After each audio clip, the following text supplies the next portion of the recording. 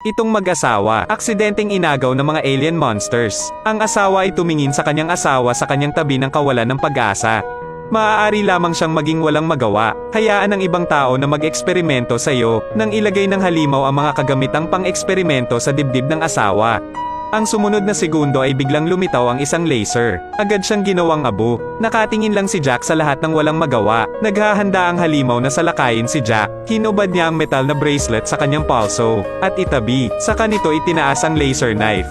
At gumawa ng hiwa sa tiyan ni Jack. Ang matinding sakit ay biglang napatayo si Jack. Agad siyang nag-counter-attack. Hinawakan ng laser knife at nilaslas ang muka ng halimaw. Nagmamadali. Aksidenteng nailagay ni Jack ang metal na bracelet sa kanyang kamay. Walang oras para mag-isip masyado. Samantalahin ang sandaling namimilipit sa sakit ang halimaw. Mabilis siyang tumakbo palayo, ngunit hindi nagtagal, habang tumetakas mula sa alien base. Namatay si Jack sa pagod sa paghihintay hanggang sa magkamalay siya. Natagpuan ang kanyang sarili sa tiwangwang desyerto ng Gobi. Tingnan ang sugat sa kanyang tiyan at ang braso sa kanyang braso.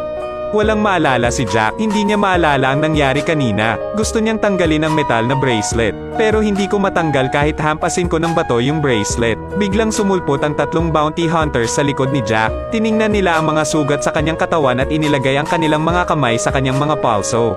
Akala nila si Jack ay isang nakatakas na bilanggo, kaya nilayo nilang ibigay siya upang tanggapin ang kanyang gantimpala. Hindi nila inaasahan na madaling i-bully si Jack. Agad siyang nag-counter-attack. Sa ilang suntok lang ay natalo na sila. Pagkatapos ng trabaho, nagpalit si Jack ng damit at sumakay sa kalapit na bayan. At sa tulong ng pari, Gina muna ang sugat niya. Sa pagkakataong iyon ay biglang lumipad ang bala sa simbahan. Gulat nilang dalawa. Mabilis na lumabas ang pari para tingnan. Nasa bayan na naman pala ang magnanakaw. Umasa siya sa kanyang ama upang takpan ng isang kamay ang langit sa maliit na bayan. Madalas niyang binubuli ang mga tao dito. Hindi lang siya nagbayad nang pumunta siya sa pub. Ngunit may hawak ding baril at marahas na pagbaril. Hindi maiwasang magreklamo ng may-ari ng bar. Pero nung binyantaan siya ng baril ng isang tulisan, kailangan niyang lumuhod para humingi ng tawad. Nang makita iyon, agad na humakbang ang pari para tulungan ang amo na makatayo. Ngunit nagsimulang mangolekta ng pera ang tulisan sa mga taong nanonood. Hindi matitiis ni Jack ang ganitong uri ng tao. Nang lumapit sa kanya ang magnanakaw, direkta siyang binigyan ni Jack ng isang nakamamatay na suntok. Itinutok ng galit na bading ang baril kay Jack. Sa hindi inaasahang pagkakataon, tumalikod si Jack at umalis ng hindi pinansin. Nais ng magnanakaw na magpaputok ng warning shot, ngunit aksidente niyang nabaril ang deputy sheriff. Nakatayo sa pag-asa. Ang eksenang ito ay aksidenteng nahuli ng hepe ng pulisya na kara-rating lang.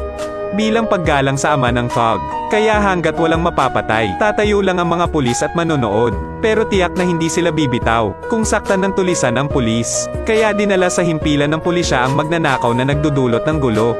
Pero ngayon lang ang ekspresyon ni Jack, nakakuha ng atensyon ng isang babae. Habang umiinom si Jack sa bar, nagkusa ang babaeng iyon na magsimula ng usapan. Mukhang interesado siya sa bracelet sa kamay ni Jack, pero biglang may naramdaman si Jack na nakapatay na aura sa likod niya. Sa hindi inaasahang pagkakataon, bumalik ang sheriff para arestuhin siya. Dinala na pala sa himpilan ng pulisya ang tulisan. Hindi sinasadyang natuklasan ng sheriff na si Jack ay isang wanted na kriminal. Kaya may pinabalik siya, para dalhin si Jack sa police station. Nagpa siya ang sheriff, ibalik ang thug at si Jack sa federal police. At para pigilan ang ama ng magnanakaw na sumaklolo, nagplano silang umalis sa gabi. Hindi ko inaasahan yun noong malapit na silang umalis. Dinala ng tatay ng tulisan ang kanyang mga tauhan. Napakalinaw ng layunin ng deputy. Gusto lang niyang palayain ng sheriff ang tanggang anak niya. Syempre hindi papayag ang sheriff. Right kapag pareho silang deadlock, biglang napatingin ang lahat sa malayo dahil sa pagtataka. Kasabay nito ang pagkislap ng bracelet sa kamay ni Jack. May kung ano sa langit, hindi kalayuan, napakabilis ng pagdating dito. Wala pang oras ang mga tao para mag-react. Papalapit na ang UFO, at nagsimulang maglunsad ng walang pinipiling pag-atake sa maliit na bayan. Biglang nag-ulo ang eksena, nataranta ang mga tao at gustong tumakas. Ngunit ang UFO ay naglunsad ng lubad at nagsimulang mangidnap ng mga tao. Lalaki, babae, matanda at bata ay hindi pinapatawad. Ang mga regular na pistola ay walang epekto dito. Nais iligtas ng sheriff ang kanyang pamangkin na si MS. Nagtatago sa ibaba. Dahil dito, naaresto rin siya. Sa sandaling ito ang pulse heiress ay nasa palso ni Jack. Biglang may reaksyon na naman. Nagbabago din ang hitsura ng pulse heiress. Tingnan mo yung hologram na kalalabas lang. Parang may naintindihan si Jack. Kaya't sinubukan niyang iningning ito sa sasakyang pang-transport ng bilanggo. Hindi niya inaasahan na ganoon kalakas ang yakap nito. Agad Agad na nahati ang compartment ng sasakyan nang makatakas si Jack. Sinamantala rin ni Deputy ang pagkakataong iligtas ang kanyang anak, pero nakatakbo lang palabas ng ilang hakbang. Inaresto muli ang kanyang anak. Tingnan mo yan kung magpapatuloy tayo. Mawawasak ang buong bayan. Tinutukan ni Jack ang paparating na eroplano, at i-activate ang mga alien na armas. Nakapagtataka, nagawa niyang talunin ito.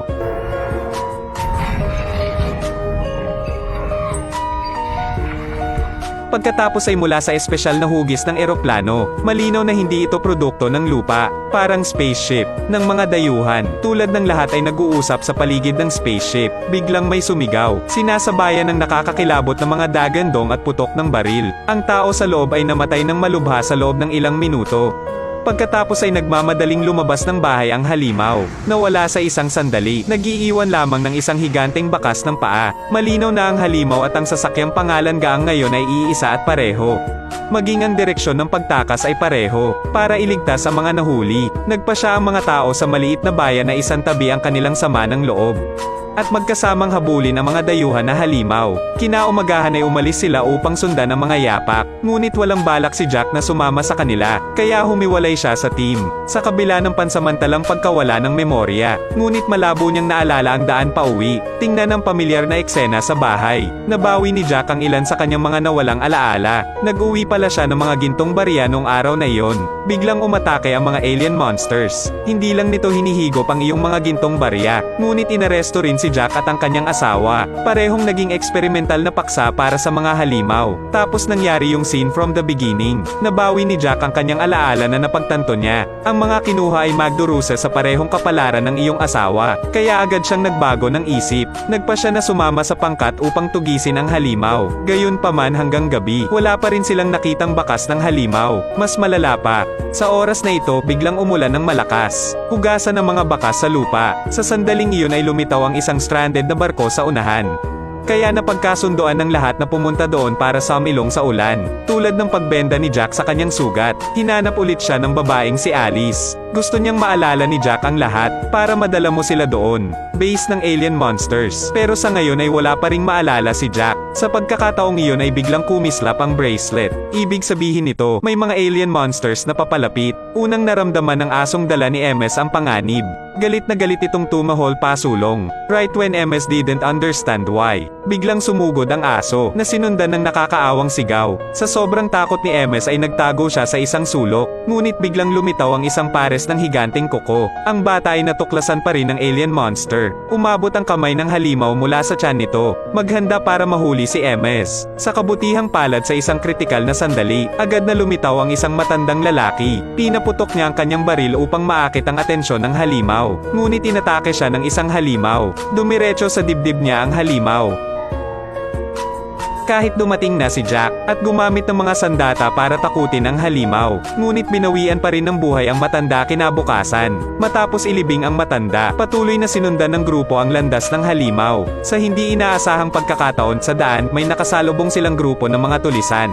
Kapag naghahabulan ng dalawang panig, bigla nilang naramdaman na may mali. Lumalabas na isa itong alien na sasakyang pangkalawakan. Halina't sumali sa kasiyahan. Pagkatapos ng matinding paghihimay, ang spaceship ay nagsimulang manghuli ng mga tao. Sa pagkakataong ito kahit si Alice ay nahuli, desididong hinabol siya ni Jack. Dapat sabihin para sigurado, ang kabayong ito ay napakasipag at nagsasanay ng jogging araw-araw. Ang bilis nito, maihahambing sa dayuhan na sasakyang pangkalawakan. Kinuha ni Jack ang tamang sandali para tumalon sa spaceship. Maghintay hanggang lumipad ang spacecraft sa ibabaw ng ilog. Desididong inactivate ni Jack ang bracelet at sirain ang spaceship. Dalawang tao ang nahulog sa ilog ngunit nakabalik lang sila sa pampang.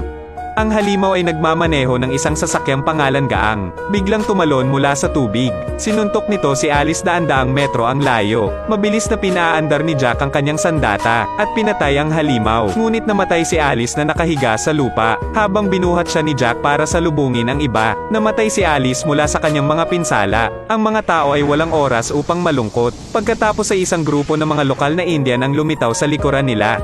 dalhin sila pabalik sa tribo. Ang katawan ni Alice ay itinapon din sa apoy upang i-cremate. Lumalabas ang tribong Indian din. Inatake ng mga alien monsters. Sinabi iyon ng Patriarch dahil sa mga halimaw na pinamumunuan ni Jack at ng lahat. Kaya gustong patayin ng mga Indian ang grupo ni Jack. Ngunit naghahanda lamang na kumilos. Biglang nagkaroon ng malakas na ingay sa apoy. Tapos may lumabas na babaeng nakahubad mula doon. Sa hindi inaasahan, muling isinilang si Alice mula sa abo. Nagulat si Jack at binalot siya ng tuwalya. Kayang gawin ito. Malinaw na hindi tagalupa si Alice. Akala ni Jack ay kakampi si Alice ng mga halimaw na yon. Pero sabi ni Alice, isa siyang dayuhan na bisita, hindi sa parehong lugar ng mga halimaw, ngunit mula sa ibang kalawakan. Lumalabas na ang tribo ni Alice ay sinalakay din ng mga halimaw. Ang mga alien na halimaw na ito, kinukuha nila ang mga tao upang pag-aralan ang mga kahinaan ng tao. Kapag nakakita sila ng kahinaan ng tao, tatawag sila ng isang malaking hukbo, upang ilunsad ang isang ganap na pagsalakay sa Earth. Ang layunin ay upang mangolekta ng ginto, dahil ang ginto ay napakahalaga sa kanila. Ang dahilan kung bakit naparito si Alice sa lupa ay upang tulungan ang mga tao. At ayaw niyang maulit ang parehong trahedya. Ngayon ay kailangan nilang hanapin ang alien base, sa madaling panahon. At ang tanging taong nakatakas mula sa base ay si Jack, kaya umaasa siyang mabilis na mabawi ni Jack ang kanyang alaala. Tapos na makinig sa kwentong ito, sinabi ng Patriarch na makakatulong siya. Pagkatapos ay nagpakulo siya ng isang bungkos ng halamang gamot, at pinainom kay Jack. Sa hindi inaasahang pagkakataon, napaka-epektibo. Ilang imahe ang mabilis na pumasok sa isip ni Jack, at ang lokasyon ng alien base ay lilito. Pagkatapos ng madaling araw, natagpuan nila ang alien base. Ngunit tingnan ang higanteng bagay na ito, hindi alam ng lahat kung paano umatake. Dahil masyadong advanced ang teknolohiya ng mga alien monsters, wala silang pagkakataong makalapit sa base. Ang tanging kalamangan nila ay isang alien na sandata sa kamay ni Jack. Ngunit kahit ganoon ay wala pa rin silang sapat na lakas tao. Sakto ng lahat ay nag-uusap. Paglingon nila ay nakita nila si Jack na naglalakad palayo. Pero hindi si Jack ang tumakas. Ngunit naghanap siya ng tulong. Ang target niya ay ang bandidong grupo na nakasalubong nila noon. Ang mga magnanakaw na ito ay nagnanakaw para sa pera. At tiyak na mayroong napakaraming ginto sa base ng alien monsters. Gamitin ang ginto bilang bargaining tool. Si Jack ay matagumpay na nakakuha ng mga magnanakaw. Sumali sa iyong koponan. Nasaksihan ang pagbabalik ni Jack na may malaking puwersa. Nasunog agad ang tiwala ng lahat. Huwag nang mag-alinlangan pa. Agad silang naghiwa-hiwalay sa pagkilos. Una ang Patriarch ay namumuno sa kanyang mga tao. Tumayo at umatake mula sa itaas. Pagkatapos ay pinangunahan ni Jack ang ilang tao. Umakyat sa alien base. Sindihan ng bomba at ihagis ito sa labasan ng base. Nang muli silang bumalik sa lupa, agad na sumabog ang bomba. Pinasabog ito ni Jack, ilang alien spaceship. Gayunpaman ang pagkilos na ito, ginawang galit na galit ang alien monster. Nagbunat sila ng maramihan, simulan ng pakikipaglaban sa mga tao. At handa na ang team in charge. Sa pamumuno ni Deputy, kailangan din nilang harapin ang mga halimaw. Bagamat ang mga tribong Indian sa mataas na lugar ay nahuhuli pa rin sa mga armas. Ngunit sinusubukan din nila ang kanilang makakaya upang harapin ang mga halimaw. Ngunit ang mga halimaw ay hindi lamang pisikal na malakas. Kung aling mga armas ang kanilang dinadala, mas matindi pa. Ang mga tao ay maaari lamang magngangalit ng kanilang mga ngipin at harapin sila. Walang alam ang mga tao. Ngayon lang nila may lalagay ang kanilang pag-asa kay Jack. Kasama ni Jack si Alice sa oras na ito. Pumasok sila sa base sa pamamagitan ng isang lihim na daanan na tinakasan ni Jack noong nakaraan. Ang mga alien monsters ay gumagamit ng itim na teknolohiya. Patuloy na pagtunaw ng ginto sa ilalim ng lupa. Nagpatuloy ang dalawang tao sa pagpasok sa loob. Sa wakas natagpuan ang mga bihag. Ang mga taong iyon, nakatitig sa kumikinang na bagay sa itaas. Tila nakulong sa kung anong uri ng ilusyon. Sumulyap si Jack na nagtataka at natigilan siya sa mismong lugar. Sa kabutihang palad, agad na binaril at pinasabog ni Alice ang kumikinang na bagay sa itaas. Niligtas lang si Jack, nagligtas lang ng iba. Gayunpaman tulad ng Alice ay tungkol sa upang tulungan silang makalag ang mga ito. Ang dagandong ng halimaw ay umabot sa pandinig ng lahat. Hindi mabilang na mga halimaw ang nagmamadali dito para salakayin sila, para bigyan ng mas maraming oras si Alice para iligtas ang mga tao. Wala nang ibang pagpipilian si Jack, bukod pa sa direktang pakikipaglaban sa kanila, na may alien na teknolohiya sa pulso, at perpektong pagbaril. Hinarang niya ang pag-atake, kabaliwan ng mga halimaw, maging ang mga halimaw mismo. Hindi rin magagamit ang sandata na ito, matatas tulad mo. Matapos iligtas ang lahat, hindi pinili ni Alice na umalis. Sa halip ay nagpatuloy siya ng mas malalim sa base. Dahil mayroon lamang ganap na pagkasira ng base, ito lang ang makakapagtapos. Ngunit ang larangan ng digmaan sa itaas ay hindi masyadong maasahin sa mabuti. Mas maraming halimaw ang sumasali sa labanan. Nagiging mas mahirap para sa mga tao na labanan. Sa isang desperado na sitwasyon, pinipili ng ilang tao na mamatay kasama ng mga halimaw. At pinagmamasdan ni Emes ang labanan sa tuktok ng bundok. Aksidente siyang nataman ng halimaw. Nakita na ang kalaban ay umakyat sa bundok. Mabilis na nakahanap ng kuweba si Emes na mapagtataguan. Ngunit natuklasan pa rin siya ng halimaw. Buti na lang maliit yung kuweba. Pansamantalang pinipigilan ang halimaw. Gayunpaman, hindi yun inaasahan ni Emes. Idiniin ng halimaw ang dibdib nito sa bakana ng kuweba. Buksan ang iyong dibdib. Inabot ang mga kamay sa loob. At maghanda para mahuli si Emes. Ngunit ito ay nangangahulugan din. Nabunyag ang kahinaan ng halimaw. Hindi rin tanga si Emes. Desididong kinuha ng bata ang kutsilyo at sinaksak ito. Katulad nitong si Emes ay nagwasak ng halimaw ng mag-isa. Hindi inaasahan na ang mga halimaw ay may advanced na teknolohiya. Maaaring maging napakatanga. Sa parehong oras natagpuan ni na Jack at Alice ang pasukan sa base. Nagpasya si Alice na pumasok mag-isa, at ginagamit ang sandata sa pulso ni Jack, upang ganap na sirain ang base. Hindi pa ito namalayan ni Jack. Si Alice ay nagbabalak na mamatay kasama ang base, hanggang sa magsara ang pintong bakal. Doon niya napagtanto ang isang bagay, ngunit huli na. Biglang nahulog ang isang artillery shell. Isang halimaw ang nakatuklas kay Jack, at baliw na inatake siya.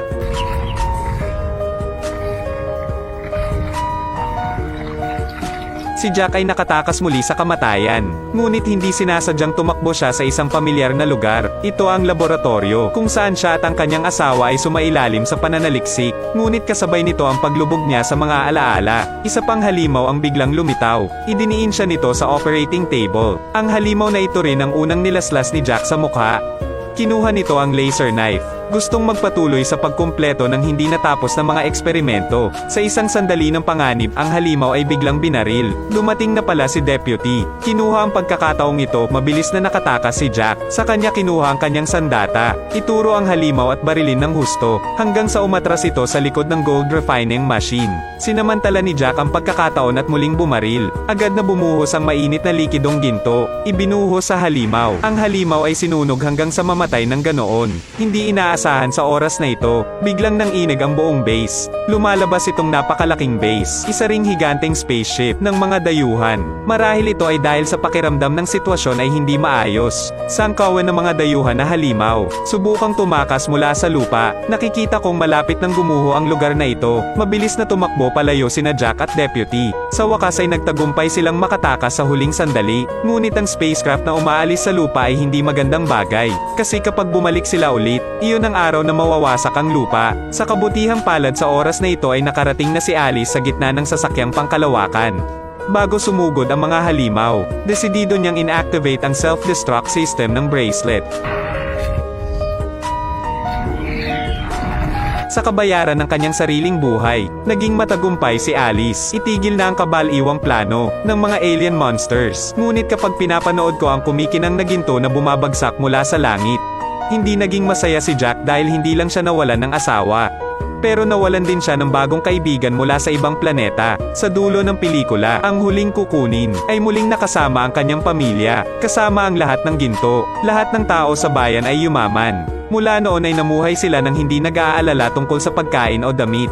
Ngunit pinili ni Jack na umalis sa bayan.